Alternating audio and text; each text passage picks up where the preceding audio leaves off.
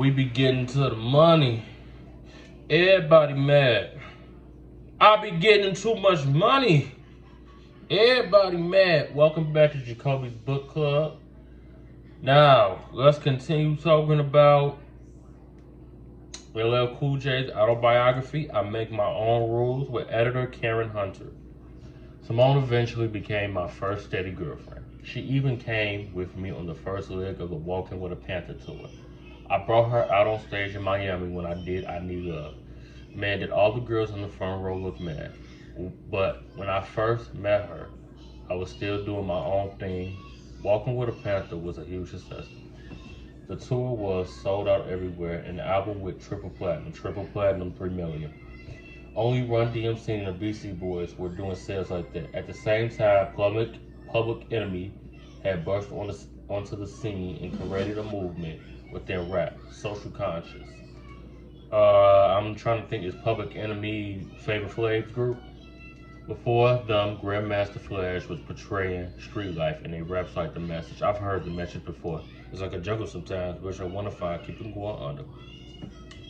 It's like a jungle sometimes, which I want to find, keep it going under. That The Message is basically, I think, is a song about the hood in the early 80s, late 70s. Because, I mean, drugs started to come in, and before it was the crack, it was the cocaine. But PE and KRS-One, that's radio stations, were talking about taking action, fight the power, and 911 is a joke. This is before 9/11, full right in the face of the government and racism. Their rap spoke to blacks across.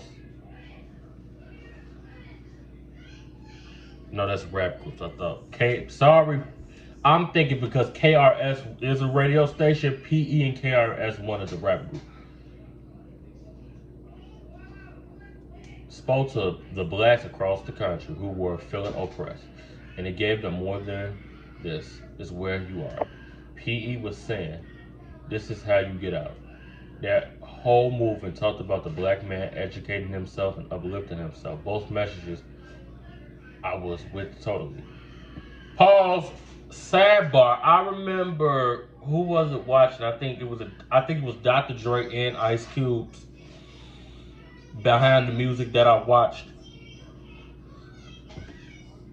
They both talked about when NWA's album Straight Outta Compton came out. It was just like people like the FBI had sent them a letter about this is not appropriate music. Y'all cannot play this music. And they didn't want MTV to play the Straight Outta Compton video for some reason. So, I mean, rap at the time, and you have to think about it, rap did not become big until the 90s. Rap was known as some nigga shit, okay? And y'all gonna be mad for the ones that you shouldn't be saying nigga. I say nigga every fucking day, so what the fuck matters?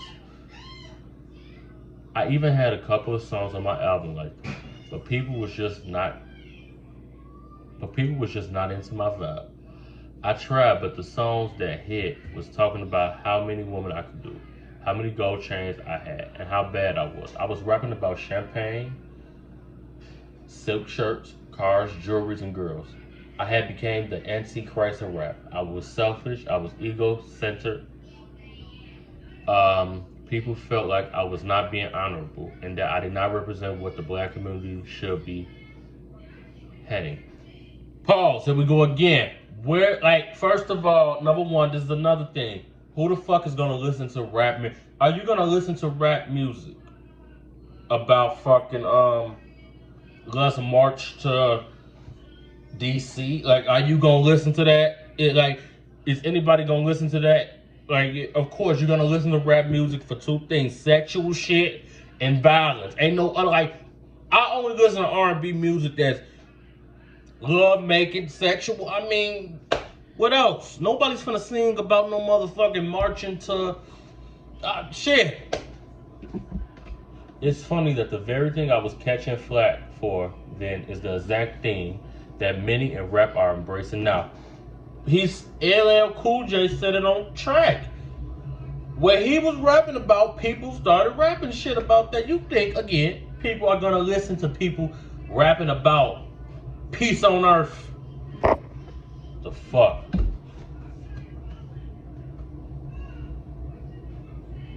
I'm sorry, because I missed. Champagne, designer clothes, cars, sex. So we've come full circle. And despite all the controversy, Walking with a Panther sold millions. I'm guessing that's the second album, because he don't say. Okay, because it's the next chapter. Spiritual blackout. So, let's pause right quick, because this video might be a little short. So his next chapter is chapter 8, spiritual blackout. He's sitting on top of a white Mercedes Benz with 2 bottles of wine and his Cool J ring. Well, what is this? Well, that's not the name. I guess that's the name of the part. I don't know. Believe in my own hype. I'm in a stretch limousine gliding through Times Square. I'm wearing a black mink coat and have an ice bottle of Moats in my hand. I'm coming from the American Music Awards at Radio City. Pause. So the AMAs, had been canceled for a couple of years because of the whole writer's strike. Now they gonna bring that shit back next month, which don't make no motherfucking sense. Who the fuck? Like, the AMAs is not important. And another thing, these motherfuckers canceled the Soul Train Awards in 2024 and didn't tell no motherfucking body. Usually the shit comes on Thanksgiving weekend. I'm like, where the fuck is the Soul Train Awards at?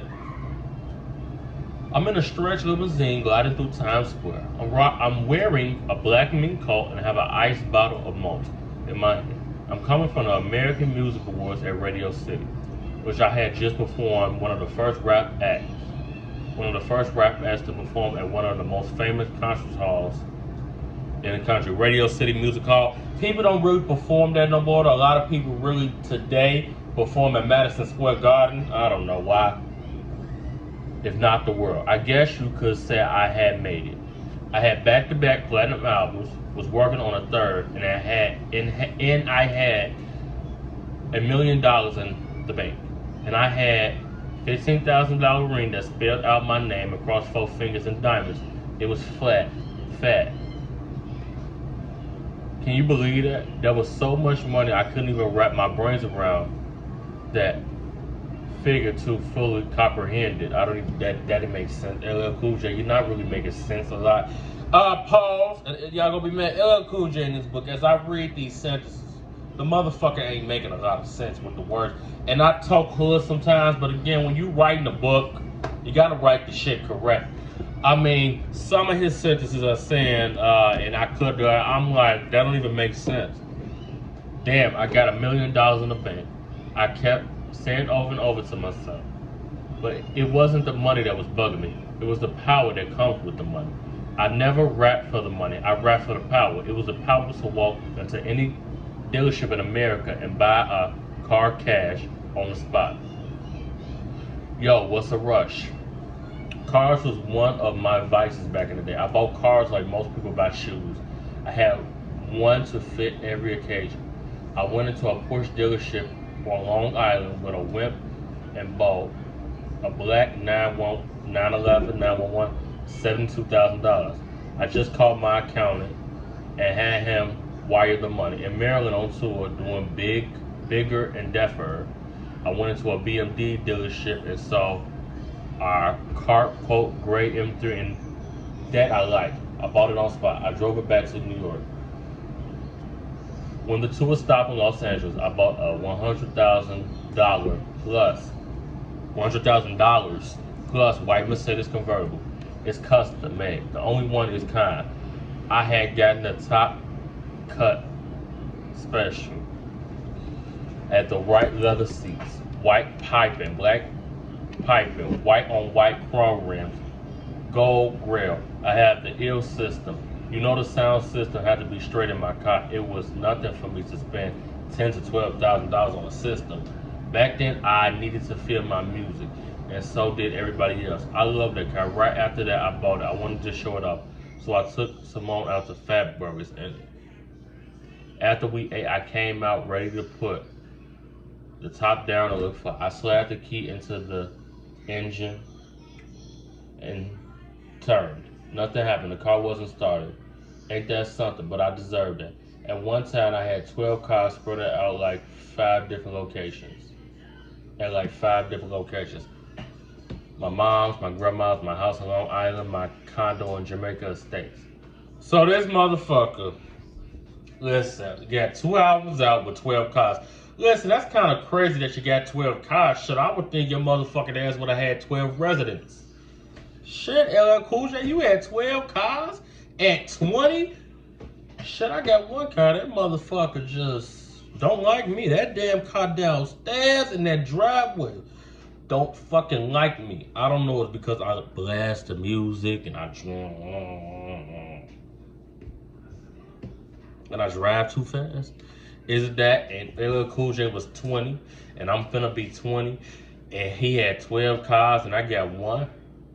It's crazy. But that's okay, LL Cool J. You're not the only one. By the time I'll be 25, I'm gonna have 12 cars. And I'm gonna be rich and famous. And I'm gonna be right there living next door to Khloe Kardashian. I said Khloe Kardashian.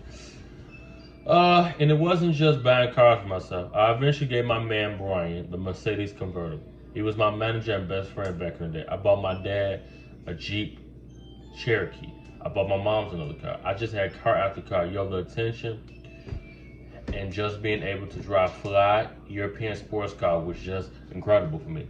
The money I spent was about bravado and feeling like the man. I had the super big screen TVs, a sound system in my house with the sneakers hooked up in every room, even the bathroom. I was living, but I was living a lie. It looked like I was on top of the world, but all the money in the world means nothing if you don't have control of your life. Word.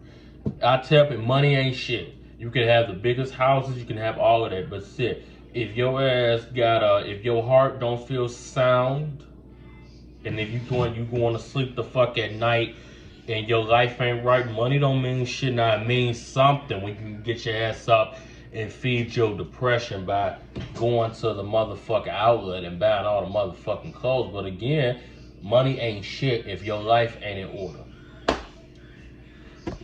Oh. And I didn't have control of anything. I had all these things, but I was pissing away my soul in the process. My success became overwhelming, not just for me, but for my family. My mom, who had been trying to keep track of things, didn't know the ins and the outs of the record business. So she broke down and called my father, who had once run his own business and was supposed to be good, and who was supposed to be very good with money, despite his obvious shortcomings. Pause. I don't know why the fuck would you call your baby daddy. So LL Cool J mama is stupid. Didn't this nigga shoot you when this boy, his mama, again, if you didn't skip through the parts, his daddy, crazy ass motherfucker, shot his mama and her daddy when LL Cool J was 4 years old, and the mama then called her baby daddy up about her son's rap lifestyle. Who the fuck do that? Where they do that at? Where do they do that at? I know that must have been really a tough call for her, considering their past. She had made a similar call before I went to Florida because I was wilding and getting in all kinds of trouble. Why should she suffer through it by herself? It was only fair that my father should share some of the responsibility and some of the pain. She must have felt that I needed it, not just a man, but my father in my life. Too motherfucking late. See, and I'm not gonna say that's too late, but his father ain't shit. And we gonna read about it. He did mention that his father had ended up in the beginning of the book. LL Cool J did mention his father ended up fucking him over when he was working for him. You don't need no type of man in your life. And again, fathers, fuck around. You leave these children in their childhood, and then when they get older, you're not around. Now you want to be around for them. She must have felt that I needed not just a man, but my father in my life. And I was feeling that way too. I think most kids who grow up without their fathers feel that way sooner or later. It doesn't matter how rotten, how much of a lowlife a child father is. A kid wants to point to a man and say, "That's my daddy." It's a feeling that you belong to somebody, that you have an origin, that you exist. I felt I needed my father despite the bad things he had done to my family. And all I could remember was the time he brought me a puppy and all the backyard barbecues. Lord Jesus.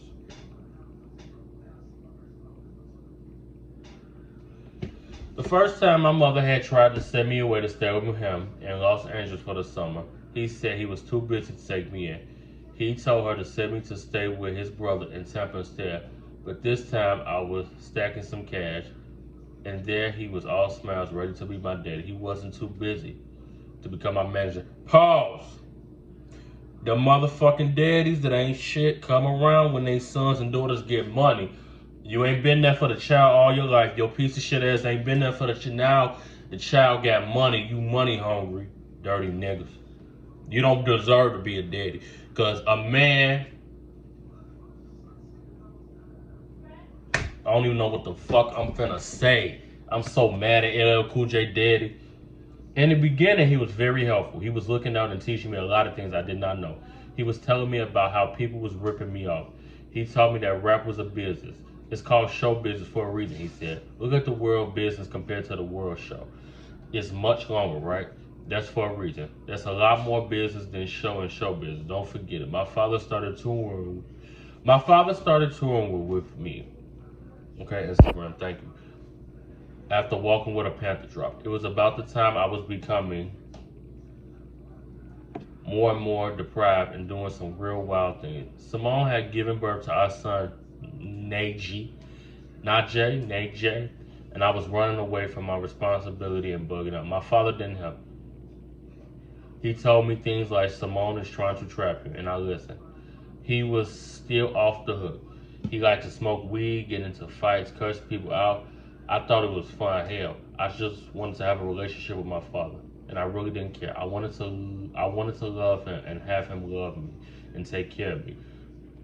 When I was around him, I became that little boy with the puppy all over again. Pause. Now, his daddy a piece of shit. His daddy, the same one that shot his mom and his granddaddy, got LL Cool J thinking that his wife now tried to trap him with a baby, with his oldest son, I guess because he's money hungry. Let me tell y'all about something. His daddy, like I said, ain't shit. And somebody asked me, what does BAN mean? The first video title description was LL Cool J daddy was a BAN, a bitch ass nigga. And then LL Cool J motherfucking ass. So my daddy's in my life. He missed my childhood. He's taking it. He want his daddy. LL Cool J want his daddy to make up for him not being there for him in his childhood. First of all, you can't raise a 21-year-old. I mean, you could guide a 21-year-old, but you cannot get back your father. Well, he thought he could have the father that he wanted at 6 years old at 21. It don't work like that because you ain't 6 years old no more. LL Cool J was 21. Your daddy can't do the shit he could have done for you at 6 years old. Shit, he couldn't do it anyway. He had the fucking money to do it for himself.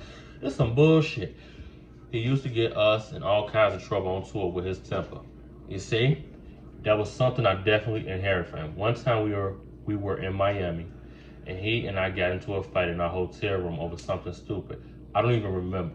We ended up fist fighting each other, but afterwards we went downstairs to hang out with boys, as if nothing happened. We would be fighting 1 minute, friends the next. Listen, his daddy a crazy motherfucker, and LL Cool J, forgive me, you my nigga, you my boy, my head, LL Cool J, but your ass crazy too, cause ain't no way me and my motherfucking daddy finna be fighting, and I'm going downstairs. First of all, my daddy wouldn't be fucking working for me. LL Cool J better than me. Get the fuck on, nigga. Get the fuck on. Get the fuck on. Get the fuck on. When something went down, though, no matter what we was feeling towards each other, we had each other's back. During one of the wildest fights I was ever involved in, my pops was right there. We walked through the lobby of the hotel with Roberto, a Cuban guy from Miami, who was showing us around, and my man Chuck near the front desk. There's this South African wrestler standing at the phone booth in the lobby talking. When he saw us, he said into the phone, I gotta hang up. A couple of niggas just walked in. A couple of niggers just walked in. So if he's South African, he'd be like,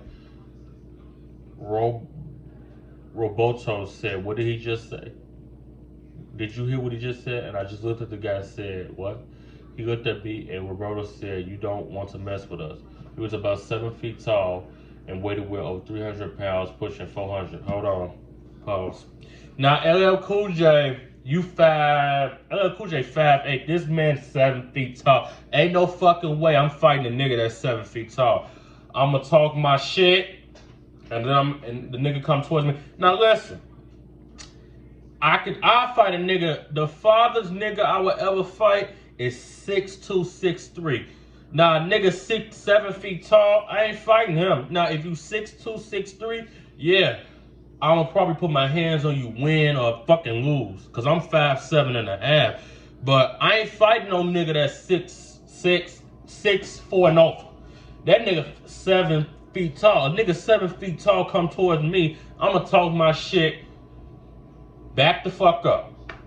I'ma back the fuck up. Talk my shit. A 7 feet tall nigga come towards me, I'm talking my shit, and I'm be like, security! Security! Security! This nigga trying to fight me. 8,300 pounds. LL Cool J crazy. He 5'8". And you trying to fight a nigga that's a wrestler that's 7 feet tall, pushing 400 pounds. Shit, like I said, the farthest nigga I'm fighting, the tallest nigga I'm fighting, he gotta be at least 6'3". After that, 6'4" and over, I'm not fighting no nigga that's 6'4" and over. Now 6'3". But shit, 7 feet tall, of course I'm gonna talk shit, backing the fuck up, and I'm gonna be like, security! Security! I'm crazy as hell. Shit, 7 feet tall, security! I'm talking shit and backing up. Is you crazy? I'm 5'7.5". I'm not gonna get my ass beat by a 7 feet tall nigga. Hopefully security could save my ass. LL Cool J crazy as hell. I'm looking at him, squaring up. I was already ready for a challenge. And my pops was 6'2" and about 250 pounds, and usually was down for whatever. Look at this guy, and warned me not to mess with him. But the wrestler thought my pops had something to. But the wrestler thought my pops had said something to him, so he rushed my pops, jacking him against the elevator. Then the elevator doors opened. My pops fell into the elevator with the wrestler on top of him. My pops started yelling, "Man, get this motherfucker off me so I can kill him." That's what his daddy said. My pops was mad and seeing red, and I didn't care that a 7-foot monster was on top of him. And I ran over and started kicking the wrestler in his back and in the butt. I tried to kick him in the nuts from the back. I finally struck gold, and he stopped choking my pops. Then he turned to me with this center grin and laughed. He started to chase me. Wait, I'm reading too fast. He started to chase me. I ran through the hotel lobby around this big palm tree, stuck my foot out just as the guy came around the corner. Bam, he was there. But he got right up and continued chasing me. LL Cool J, yo dumbass. This sound like this a motherfucking movie.